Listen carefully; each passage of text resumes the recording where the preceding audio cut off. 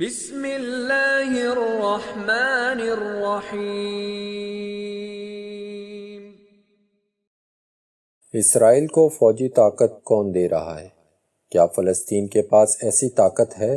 کیا حماس کے پاس نگرانی اور اتنا اسلحہ ہے کہ وہ اسرائیل جیسی فوجی طاقت کا مقابلہ کر سکے؟ اسرائیل کے پاس بہت زیادہ ہتھیار ہیں اور اس کو سب سے زیادہ طاقتور فوج مانا جاتا ہے، اور یہ بھی سمجھا جاتا ہے کہ اسرائیل کے پاس ایٹمی ہتھیار بھی ہیں۔ اب دیکھنا یہ ہے کہ کیا اسرائیل اور فلسطین کے اس تنازع میں فلسطین اسرائیل کا مقابلہ کر سکتا ہے؟ سب سے پہلے یہ جانتے ہیں کہ اسرائیل کی یہ طاقت آتی کہاں سے ہے۔ اسرائیل کے پاس دو طرح کی فوج ہے، ایک متحرک فوج جس کی تعداد 1,69,000 حاضر سروس فوجی ہیں، دوسری ریزرو فورس ہے جس کی تعداد 4,65,000 ہے۔ ان کو جب ضرورت پڑتی ہے تو ان کو متحرک کیا جاتا ہے۔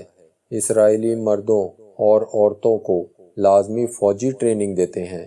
یہ اپنے پاس 500 آرٹلری رکھتے ہیں اور ان کے پاس 64 سے زیادہ میزائل لانچرز ہیں۔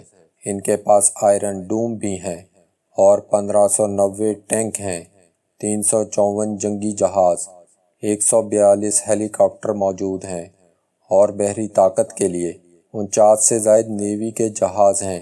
فلسطین میں امریکن فوجی بھی موجود ہیں جو اسرائیل کی مدد کرتے ہیں، اور اسرائیل امریکن فوج میں شامل نہ ہونے کے باوجود ان کا سب سے بڑا اتحادی ہے۔ اسرائیل کے مقابلے میں حماس کے پاس کتنی فوجی طاقت ہے؟ حماس کی ملٹری عز الدین القسام کی فوج 30 سے 40 کے قریب ہے۔ اس کے پاس 10,000 سے زائد راکٹ ہیں جو 250 کلومیٹر تک مار کر سکتے ہیں۔ کچھ زمین سے زمین تک مار کرنے والے میزائل ہیں جو 500 کلو گرام تک وزنی بم لے جا سکتے ہیں۔ 400 کے قریب بحری کمانڈو ہیں اور ہوائی حملوں کے لیے ڈرون کی صلاحیت بھی رکھتے ہیں۔ اینٹی ٹینک میزائل میں روسی کورنگ پلیٹ فارم اور ایرانی فوجی ہتھیار بھی ہیں۔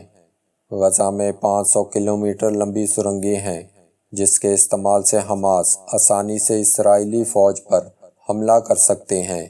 غزہ کی ایک بڑی جہادی تنظیم اسلامی جہاد ہے جس کا نام القدس ہے، جس کی تعداد 1000 کے قریب ہے، اور ان کے پاس 8,000 کے قریب مختلف رینج کے راکٹ بھی ہیں۔ لبنانی جہادی تنظیم حزب اللہ کے جنگجو کی تعداد 1,00,000 کے قریب ہے، اور اس کے پاس راکٹ اور ڈرون ہیں جو درست نشانے پر مار کرتے ہیں۔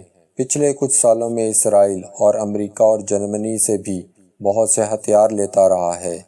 اس کے ساتھ ساتھ اسرائیل امریکہ سے $3.5 بلین کی فوجی امداد بھی لے رہا ہے۔ اسرائیل اپنی اس فوجی طاقت کی وجہ بتاتا ہے کہ وہ چاروں اطراف سے دشمن سے گھرا ہوا ہے۔ اسرائیل ایران کو اپنا سب سے بڑا دشمن مانتا ہے۔ وہ سمجھتا ہے کہ ایران حزب اللہ اور حماس کی مدد کرتا ہے۔ 2006 میں جنوبی لبنان میں حزب اللہ اور اسرائیل کی جنگ ہو چکی ہے۔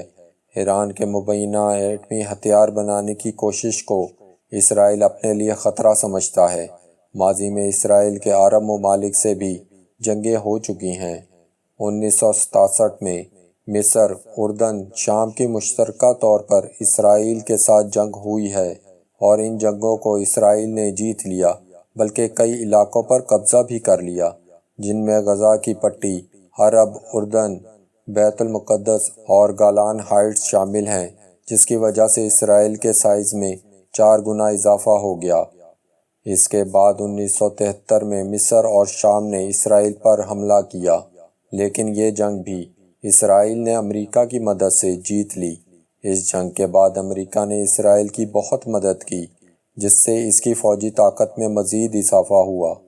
اسرائیل اور امریکہ باہمی تعاون سے ایک دوسرے کی مدد کرتے ہیں۔ امریکہ اسرائیل کو فوجی امداد دیتا ہے اور اس کے بدلے میں اسرائیل امریکہ کے لیے مڈل ایسٹ میں امریکی حکمت عملی کی عمل درآمد میں مدد کرتا ہے۔